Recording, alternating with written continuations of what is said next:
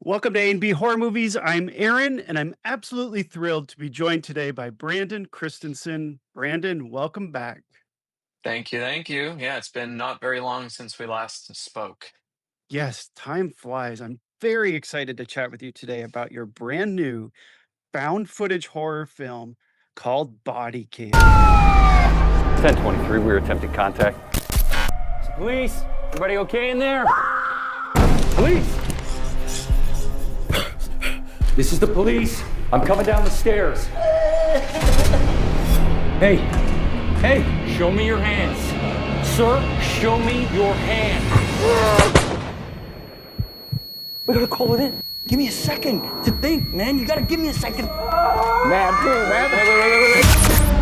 What are we gonna do now? We gotta control this. Think about what'll happen to me. I'm the bad guy. Something doesn't feel right. What is this place? What the hell is that? Still with me? Please clear the road. You took something from us. What does that mean? Hey. She drew that at the house. What is happening here? Michelle! You think that badge you're wearing makes any sort of difference in a place like this? Who are you?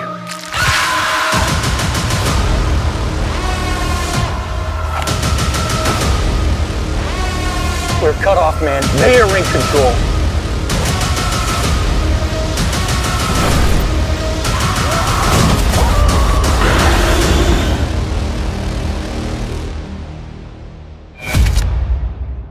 I watched it.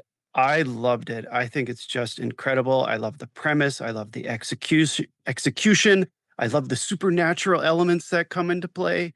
It's basically about two police officers who make perhaps the worst call of their careers, and it just might be the last one ever for them, at Right. least.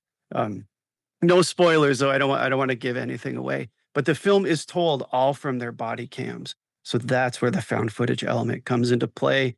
And the way it unfolds, it's just incredible and scary and very intense. Congratulations.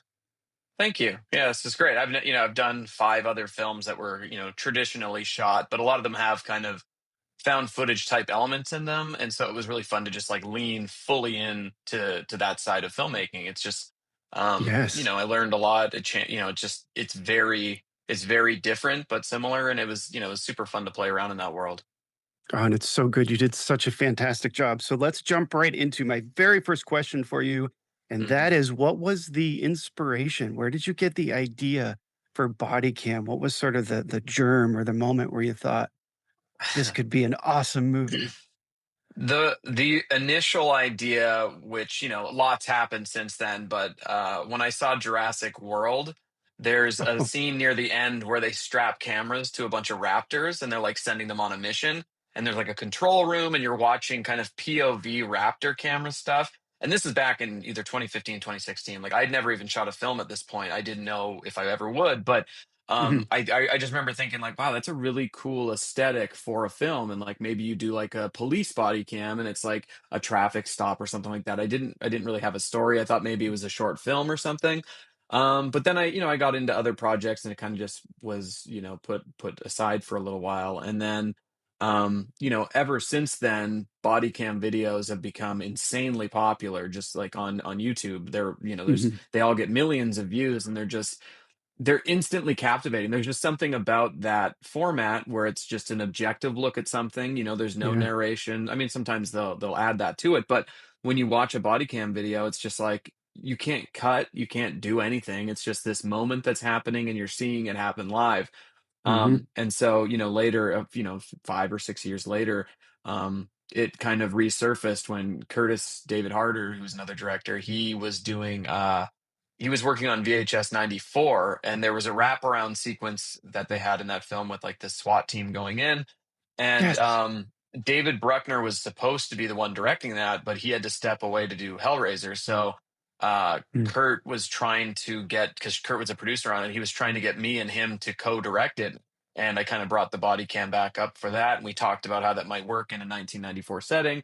and it ultimately didn't go anywhere, but the idea was there. Like, we're like, oh, it could be an accidental shooting, and it could be this thing, and we just sort of hit this point. And so we just, again, it just sort of sat dormant again for a few years. And then my brother and I, in maybe 2022, we were just hanging out, and I brought it up and we started talking, and we came up with this whole thing about this entity that lives underneath this city that's controlling the homeless population. And it sort of spawned Yes. the entire story from that point. And that's when it kind of clicked. And then we just like launched into it. It's so good. There's like Prince of Darkness vibes in there, and I absolutely love it. Once the sort of the train goes off the tracks in your Right. film, it's just insane. Um, so I wanted to ask about the body cam element. Hmm. Logistically, what were the challenges with that, and what were the limitations, especially since you really leaned into that medium? Because once you committed to it, the format of the Yeah. film, you had to go, carry the whole body cam through. Um, but it makes it so intense and scary, and I just loved it. So my question is, what were the challenges with keeping that sort of consistent from beginning to end? I think the biggest thing was just like certain moments in the film you have to be very clever about showing. Like, there's a shot in the middle of the film where Jackson sees a photo of his sister, and it's kind of Mm, setting up something for later. And mhm. when we shot the whole movie on GoPros, and we had like a camera vest built for the actor, and they would wear this GoPro, and it'd have like a wireless monitor thing on the back, so I could be way, transmitter, so I could be way off in the distance watching. Because I mean, the interesting thing is that when you shoot a movie normally, there's lights everywhere, there's crew everywhere, but like these Yeah, yeah. actors, there was no one there. They were lighting every scene, they were shooting every scene. So like when they go into this house, we're all staged outside. Like, we can't be near them, because if they turn and see us, boom, the effect's gone. You're like, So hey, you can't wave in the yeah. corner. And so they're like going in and clearing this house and walking, room to room, and they're like seeing these things that the actors are seeing. So it was, from a directing perspective, it was really easy because they were just in the situation. Um, but yeah, Mm, the challenges were just like, if you need a close up of something, they had to very awkwardly put their chest right up to it, because otherwise it's way too far away to see any detail. So yeah. you're always, so it was just really funny because like the actor shot the entire film. There's a Mm, couple night vision shots that I'm controlling just to make sure that they technically line up. But in general, they shot 99% of the film. And so it was just so crazy to watch how they would do the scene. Like, when they're not the camera operator, they're acting normally, they're doing all the things like they should be. But then when they yeah. become the camera operator, all of a sudden they turn into like tanks. So they're pivoting at the waist, and they're doing all this stuff because we'd go through so many times they'd have to see this moment, and then, oh, you got to pan over here and see this moment, you got to land and slowly walk in on this moment. And so it was like giving camera direction to actors, which is a really weird situation, but it worked great. I mean, they did such a good job. Yeah, they owned it, and I mean, the final product speaks for itself. So I do want to talk a little bit about the casting. So Hmm. Jaime, Callica, and Sean Rogerson, how did they get involved? What was the casting process like?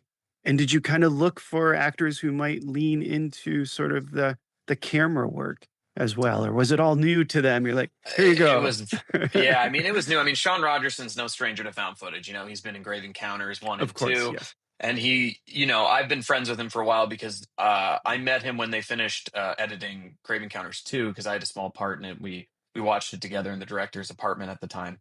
But then he was in Z and Stillborn, my first two films. He had Oh, parts in yes. those, and so we became friendly. And I always wanted to work with something. And when this came up, I was like, oh my god, it's got to be Sean. Like, before we Yeah. even started writing, I was like, hey, we're writing a part for you. This is like totally in your wheelhouse. Like, you have to do it. And I didn't really give him a choice. But yeah, it was fun because like Sean, Lance Preston is Sean, like Sean is that Yeah. very cool guy that everybody likes. So I was like, Mhm. let's go totally opposite. Let's shave your head. Let's grow a mustache. Like, let's be someone else and like really commit to it. And he did, and it was awesome. Like, it's hard, when you're doing indies, it's hard to get someone to transform their look for you because you're not paying them nearly enough. But Right. he just That's a sort big of saw it commitment. as totally. And so he saw it as a cool opportunity. And he did it with us, and it was such a blast. But with Jamie, it was just more of a standard audition process. I didn't know him prior to this, but I'd seen some of his work before in some of the TV shows and stuff like that, and he just has this presence about him, and both in Yeah. person and on screen, that he just like has that kind of Michael B. Jordan kind of like suave, cool American hero, all-star quarterback type of vibe, Yeah. and that's what the character needed. It just needed, you needed like this military-esque, former Marine type guy, and Hmm. then someone that's way opposite of that, and like someone that grew up in this maybe bad area and got out of it. And so, yeah, it was like, we just did the audition process for him, and we got really lucky because I thought he did a great job. He's excellent. They're both excellent. It's like their characters is sort of an unlikely pairing, Right. but they make the best of it. And of course, in very difficult situation that they find Hmm. themselves in. So I wanted to talk. I don't. This might be a little bit difficult to put into words, but I wanted to talk Hmm. about the blending of the supernatural elements with the procedural aspect of it, because they're Sure. trying to follow the procedure. Hmm. Being police officers. And then once the supernatural elements really come into play, it's as if they Right. don't really know how to react to what's Yeah. happening in front of them. So from a director's perspective, what was it like crafting a story like that with sort of a dual, a duality there? Yeah, I think, it was really important to me that the initial check-in and the Mm, clearing of the house had to be done by the books. They're doing the things that they have to do. They're in a yes. situation, they have no communication to the outside world once they go in the house. So Hmm. what are they going to do? They're still going to do the procedure, they're still going to clear the rooms, they're still going to do that. But once things escalate and they get really bad, they all of a sudden, it's not about the control anymore. It's not about that side of things. It's really just about how do we handle this situation that could go any number of ways.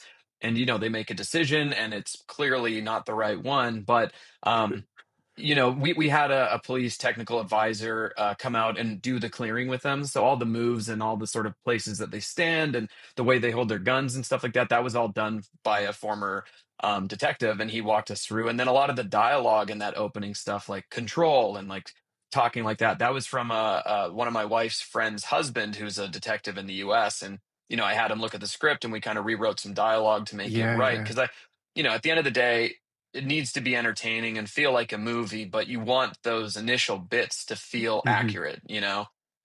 And so, yeah, that was the most important thing, was just like, and it's even in the design of the film. Like, it opens up. There's a YouTube channel called, I think, Police Activity, and every time they show a body cam video, there's a warning at the beginning. And I recreated that warning and put it at the top. And then there's like, there's the body cam, the time code and stuff running at the top Yes, corner, yeah, and yeah. there's subtitles baked into the film in that first 2 minutes. Mm, And I was just like, let's, and the quality of the video and the audio is terrible. It's just like, it's supposed to feel like you just turned on a YouTube video and you're just watching this moment happen. And then yeah. it's very subtle, but it all drops away when they go in the house. He counts down, he goes 3, 2, 1, boom. And all of a sudden the sound opens into the surrounds and it becomes a movie, and it changes from the aesthetic. And it's Mm, like, and so I wanted to make sure that everything prior to that was as realistic as possible. And right. then from that point it can have those little cinematic flourishes and things like that. But yeah, I mean, it was important to keep the reality, and then when the unreality comes in, like, their control of the situation slips, and so it's not Mm. done by the book as much anymore. Yeah, I love it. Definitely feels authentic in the beginning, and then that does sort of slip away like you described. That's a perfect way to refer to it. So you mentioned that you co-wrote this with your brother, Hmm. Ryan. I know you work with him on your other films as Hmm. well. Can you speak to what was it like this time around? Did this script sort of write itself, for example, or was it a um difficult process? yeah, I mean, they're always difficult, but this one was earlier than it seems. Like, we shot this a year and a half before we shot Night of the Reaper. uh Yes. we shot this in Yeah. 2023 at first, in April, I believe. And then, Night of the Reaper we shot at the end of 2024. But yeah, the script, I think we wrote it in 2022. But um the process was like, we talk through all the major story beats and we go through, we kind of figure out the lay of the land. And Mhm. then my brother goes and he kind of just does like a vomit draft, like he just gets it all down so we can Right. look at it and analyze it. And like that's, that's like his number one superpower is just being able to power through. Like when I'm Mm. writing and if I'm writing solo, I'll hit a snag and I'll just be like, what's going on YouTube? And I'll just get distracted and totally forget. And I'm like, oh my God, it's been a week. I haven't written. But like he doesn't have that. He's just like, just craves the challenge. And so he, Yeah. he'll write something and then we'll look at it together and we'll analyze it and we'll Mm. be like, okay, this doesn't work. We should really take this and put it later, whatever, it becomes like a puzzle that we're reassembling. Um, and so, yeah, I mean, it just sort of, once we got to that point, it moved really quickly. It was like, Mm. January to March and we were financed and ready to go. So Wow, it was that's very fast. quick. Yeah, Yeah. it was good. And then and it was short. And like, actually one funny thing is in the film, um, there's a sequence where they're driving and they're trying to go somewhere and then there's like a line of the homeless people, the tweakers that we call them, and they Yes. block their path. That Hmm. wasn't in the script and it wasn't in the initial shoot. And so like a year later after we had shot, we brought the actors back. Or I guess, if we shot in April, we did it in like October. And we had to bring the actors back. Sean had to reshave his head, regrow the mustache so we could shoot Oh that my sequence gosh. because Yeah. yeah, it was just like there was a point in the story there where nothing really happened. Like it was just like, okay, this happens, then this happens, but we really Mhm. needed to sort of hit the brakes and have something kind of offsetting and off-putting and creepy and stuff like that. And that was, I wrote that scene in like a day. I was like, I need something here to bridge these two scenes. And so, Yeah. yeah, we just got everybody out, got all those the actors, and we just shot for a couple days and got And that. oh, and it's so good. That's probably one of the more, if not most, memorable moments in the film. And I Cool. mentioned Prince of Darkness. That's kind of when Hmm. I expected Alice Cooper to come out of the tweakers, right, to surface at the front of the line. Um, Right. so you mentioned that scene or sequence. Or there of all the scenes and sequences in the film, would you say that there was a more difficult one? And on the flip side, what would you say was the most rewarding? Or what are you most proud of in the film? I mean, the final drive to the house downtown is the most Yes. memorable for sure. And it took, I mean, we shot this in 2023 at the beginning of 2023 and we finished it in Mm. 2025 July. Like we finished it simultaneously with Reaper. Um and the reason for that was because that sequence took so long. I mean, when we shot it, I didn't have the VFX company on board yet that we had, this company called RCS Studios in Vancouver.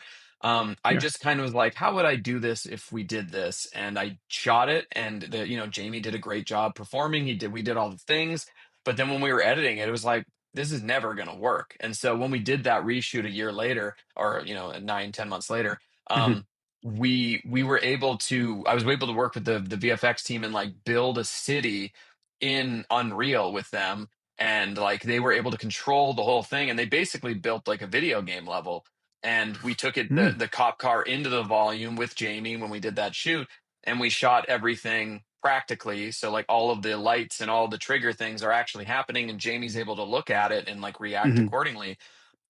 And it was just really cool it was just like a really big leap in technology and things that I'm used to. Like I do Yeah. 99% of my own VFX normally. And that was Yes. just so far above me. And there was a few other things in this movie that were so far above me. And I got to work with this team and, we had no money. And so it was just very like a lot of patience and sometimes not so much with the process because it was just like this. No one had ever done this before. Like the way Right. that we did that thing.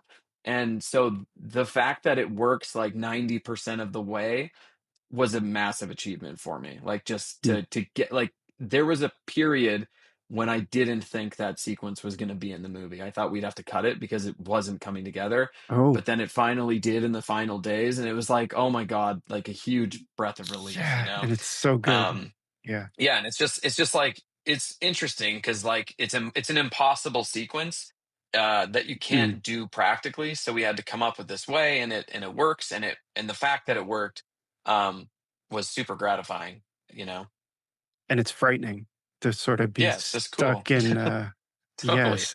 It's just, I don't want to give anything away, but sort of this lose complete control, let's say, of Yeah. your surroundings. Is there a scene or moment in the film that you're most proud of, or when you watch it, you're like, hell yeah, we nailed that?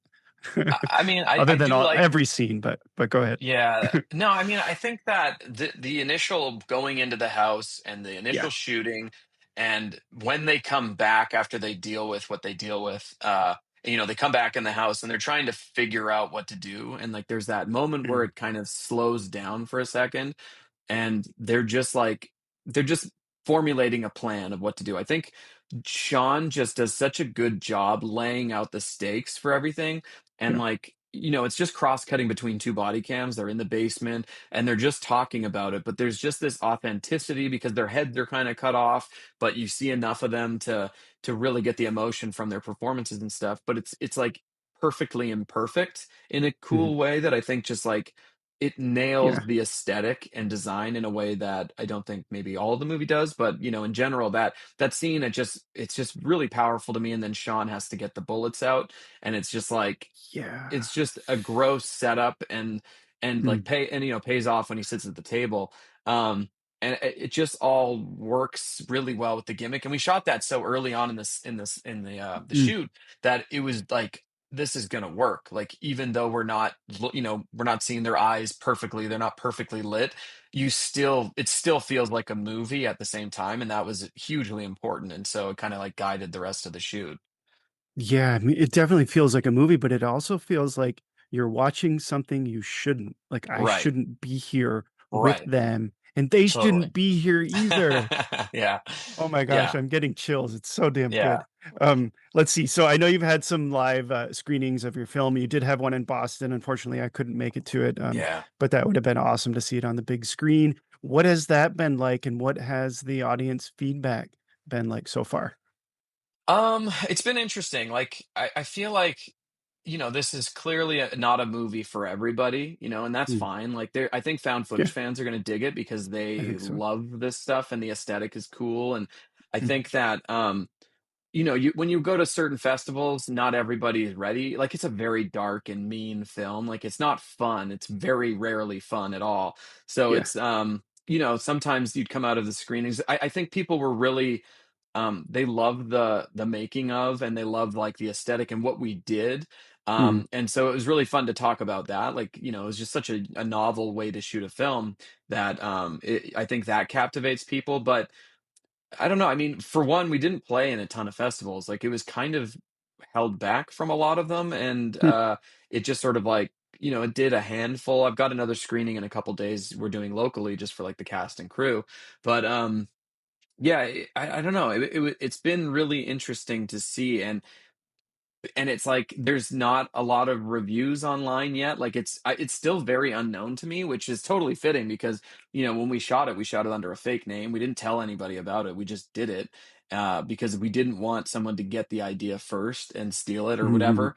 um Yeah, sure. and and then a year after we shot, there's a video game that's called Bodycam that like looks the same, and everyone thinks that this is a making of that. And I'm like, no, we shot it a year before you guys. But that was a bummer to find Yeah. out when we're like, Oh, that's in the middle well, of post and the same thing comes out and you're like, no. But yeah, it's been very protected. So I am very curious to see what happens when everyone can see it, because it never played any massive festivals with huge audiences. It was, pretty contained. So, mm, it's about to come out there, and I don't think anybody really knows what it is yet. So it's going to be like, now it's I finally coming out, and it's going to be interesting. yeah, I love that because that kinda goes it lines up with what the film is about, sort Hmm. of the viral aspect of it that, Right. like I said, something that you feel like you shouldn't be watching this, Right. and so that's sort of that limited release and letting it come out without a whole a lot of fanfare, I think is just Hmm. perfect for this movie. I think people are going to love it. I think word of mouth is going to really spread your film, and I will do whatever I can to support it. So that leads me to my question. How can people see it? I understand it's coming to Shudder Yep.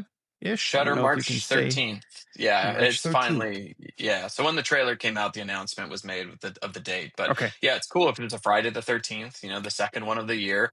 And there's another Yeah, one later in the fall apparently too. So this is a weird year when there's three of them. I think Um, 3. And you get one of them yeah, to release your film. I That's get one so of awesome. them. Yeah. Well, Yeah. I Yeah, think no, you're it's gonna be killing cool. it, man. Yeah, no, I'm excited for Thank you. you. I loved your film. I loved Night of the Reaper, but I think I like Bodycam just a little bit Mm, more if I cool. had to choose. Like I told you, I was excited to chat with you about this. Yeah. Let's see. I've got a couple of fun questions for you. Since there are some very terrifying moments in Bodycam, what scares you in real life outside of the films? I don't know if you've probably gotten this before, but you could say Other spiders, drivers? snake. Oh my God, other drivers. Yes.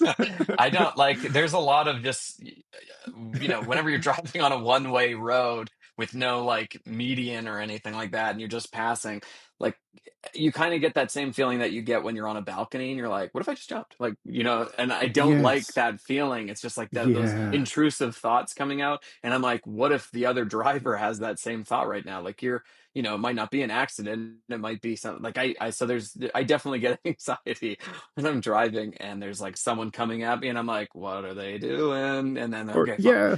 Oh Every my time it's like gosh. you survived an incident. Every time you pass a car, it's even worse Mhm. if you can see that they're on their phone as they're coming Oh towards yeah. you. Yeah, for Oh my sure. gosh. So kind of like the not being in control and the fear of Totally. what someone else could do to 100%. ultimately change your life, perhaps Yeah. for the worse.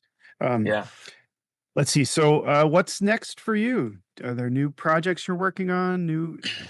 If you can Yeah. speak to anything like I that. mean, nothing. I can't speak too concretely, but Okay. yeah, my brother and I, we've written a few scripts, and they're just kind of like floating, trying to see. I'm trying to see if Shudder's going to greenlight something that I could shoot this fall, hopefully. We're just Very like in the cool. early talks of that, but yeah, something's going to happen this year. We've got too many, like some really cool scripts that are just kind of like waiting to land somewhere, Yeah. and I think at least one of them will this year. So I mean right now I don't know what's going to happen, but I think hopefully I'll know something soon and can talk more about it. Well, keep me updated. And lastly, now that you've done the found footage film, is there a Hmm. horror subgenre you'd love to try out that you haven't yet? Like I, I don't I'd know, a love to. zombie apocalypse or Yeah, I would love to do a zombie movie, just like try something different with it, but a creature feature would be really fun, yeah, yeah. like just leaning hard into a design, and like Hmm. one of the scripts that we have out there is the creature feature that I would love to do, and it's very like Like a town versus a monster or monster type of deal okay. that has like like massive set piece, like something out of Cool. Saving Private Ryan but horror. And Hmm. I don't know if it'll happen, but I would love to do that. It's such a cool concept, I think. But yeah, I mean, it is, I am trying to tackle all these different subgenres with my own kind of thing, and that's one that I would love to try for sure. Yeah. Well, I hope it happens. We need more creature features, especially if there's like a Hmm. monster involved. I was just chatting with Yeah. someone about Grabbers.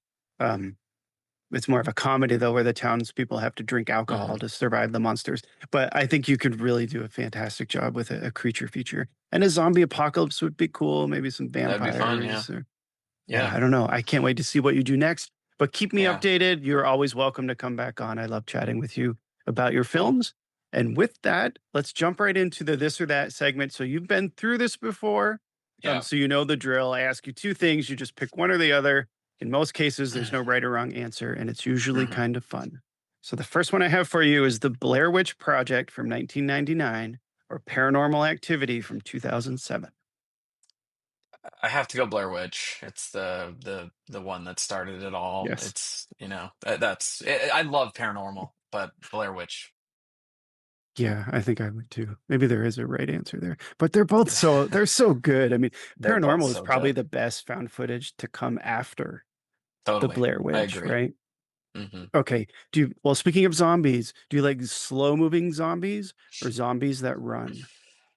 It's like an era thing, if you're watching like both Dawn of the Deads or something, like they're both Yeah, for great, sure. but Mhm. I do love the running zombie because it's more of a modern thing. Um, so yeah, what are the choices here? Yeah, Or is I don't that just know. that was the No, question? that's it. Oh, okay, I'm Slow sorry. moving or running zombies. Kind of fun. No Go with specific slow movies. moving. I do prefer classic over new. Like I'll Yeah, take me slow. too. Right. It's like one zombie's not scary by itself, but if you have 100 Right. of them and they're all coming at you, even if it's Yeah. slowly, Totally. yeah. Yeah, I think so too. Okay, so some more found footage here. I've got Lake Mungo from 2008 or Horror in the High Desert from 2021. Mungo. Yeah, Mungo is so good. And we're getting some Mhm. really cool physical editions of it out right now. So I'm Oh yeah, I'm it's great. very happy about that. So this next one, I don't know what I would choose, but let's see. 80s horror or modern horror? I think modern horror is better, because it's like Yeah. Yeah. it's more nuanced. There's more to it. Like Mm, it's not just strictly horror. Like there's so much more going on. I think the stories are deeper and all that. The execution's better. But the 80s are just so fun and like yeah. purely horror. They're just what they are. They're not like this combination thing. It's just like exactly what you want. I'll take 80s. Yeah, and the nostalgic factor is high. I Totally. love that a lot of modern horror though is like an homage to some of the 80s Hmm. horror For films. sure. So they're nostalgic, they're new and nostalgic at the same time. Yeah, Um, yeah. okay, a really serious one here. Do you think you could outrun Leatherface or Ghostface? Leatherface, he's out of shape. I think he's gonna retire pretty Yeah. fast. And he's And holding he's a chainsaw. So exactly, yeah, exactly. he's gonna slow. I bet you'd never get asked that question. Um, And Ghostface, there's gonna be two of them, so like they're gonna surprise you somewhere. So you're that's not true. safe from one. It's gonna be And another. and it's different every time, right? And they're Hmm. usually very young and very fit individuals. Yeah. Um, okay, we talked about this a little bit. Grave Encounters from 2011 or Hell House LLC from 2015.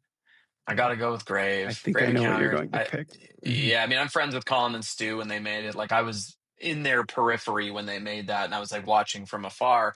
And they like when they finished it, they came to my house in Las Vegas and were like, "We're going to the Strip, watch our new movie." And I like just sat there alone and Yeah, watched it in my house. So I have like a connection to so that good. film, and that led to Mhm. I was in Grave Encounters 2 in a small part, and that's how I met Sean, and like my career a very early seed of my career started with that movie. So, yeah, I'll take Yes, that for sure. I kind of yeah. I was pretty sure you would pick that. Okay, Hmm.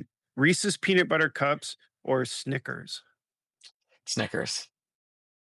I get tired of peanut butter cups after like one. They're like so Oh my rich god, that yeah, I after know, one or yeah. two, I'm like, I'm done. But give me 100 But Snickers and I'm but good. like in October when you have the mini ones, it's like, my God, I Yeah. can't stop eating them. Okay, 3 more here. We're almost done. As Above, So Below from 2014 or Wreck from 2007. Oh, that's brutal.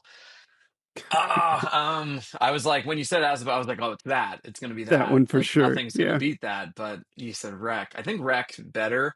Mm, Um, yeah, Wreck's better. They're both so good. As Above they're is like so the good. most Yeah. underrated found Mm, footage film ever. I think that it doesn't get nearly enough of what it deserves. But Wreck is just such a classic and spawned so many mhm. things that it's got to be Wreck.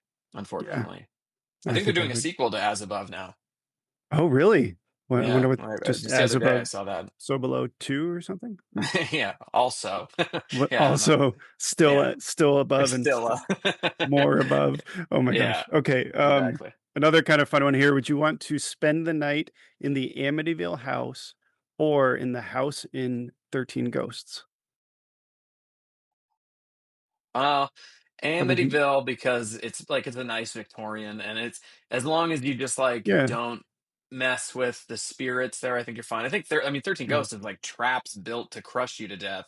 And all So I these think really evil demons and yeah, yeah, yeah. I think it's yeah. I mean, I'll take the the just the Amityville house. manifestation of something evil rather than Yeah. literal evil in the design and everything of 13 Ghosts. Yeah, for sure. In Amityville, just Mhm. don't go in the basement. Yeah, Don't get alarmed if the walls start bleeding.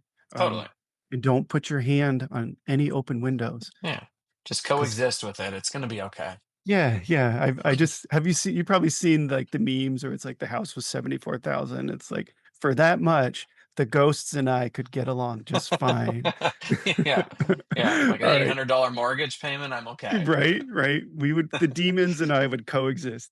Right. Okay, my last one here, the Halloween franchise, so all the Halloween films, or Ooh. the Friday the 13th franchise, all the Friday the 13th. Oh, that's tougher than it sounds. I think like they both have so many high highs. and so many low lows. I think Halloween's better. I Yeah. think, I think Friday the 13th super fun, but I think Halloween has more good movies, like legitimately good. Yeah. Um, and the remake, I actually like the Friday the 13th reboot, but I'm sad it Mm. didn't continue. I'm curious what they do with Crystal Lake. Oh, But yes. Me too. I think Halloween's I hope better. it's good. Yeah, Yeah. Halloween has maybe more depth, I guess I would say. The sure. Friday the 13th kind of went more in like the campy sort of Yeah. fun kill direction. Although you could Yeah. argue with Halloween that there's so many different storylines. Like I Laurie Strode know. has like different sets of kids throughout, but Yeah. Yeah, it's kind of tough. it's But kind of I feel funny. like Halloween hit it like what, Jason Takes Manhattan. It doesn't Yeah. live up to the name at all. It's like a boat No. movie, and it's Yeah. fine and it's good, but I think that I think there's you get more of what you want out of Halloween. But they're both Mhm. iconic Yeah. franchises. You can't go Absolutely. wrong with either. Agreed. Agreed. Those are my top two franchises. Well, Cool. Brandon, thank you so much for chatting with me today. Thank you for playing along with my this or that segment once again. And congratulations on Bodycam. If it's not obvious, I loved your film. Thanks, And I man. can't wait for others to experience it as well. For sure. Let's see. Brandon, how can folks find you on social media if you want to be found? Instagram is kind of the main thing, just the Brandon Christensen. Yes, and that's how we've connected. I will flash that on the screen. If you Hell are yeah. watching, like and subscribe because it helps my channel. And make sure to watch Bodycam as soon as you can. Brandon, one last time, congratulations and thank you so much for talking with me. Thanks, man. This was fun. Yeah. Awesome. All right. Bye, everyone.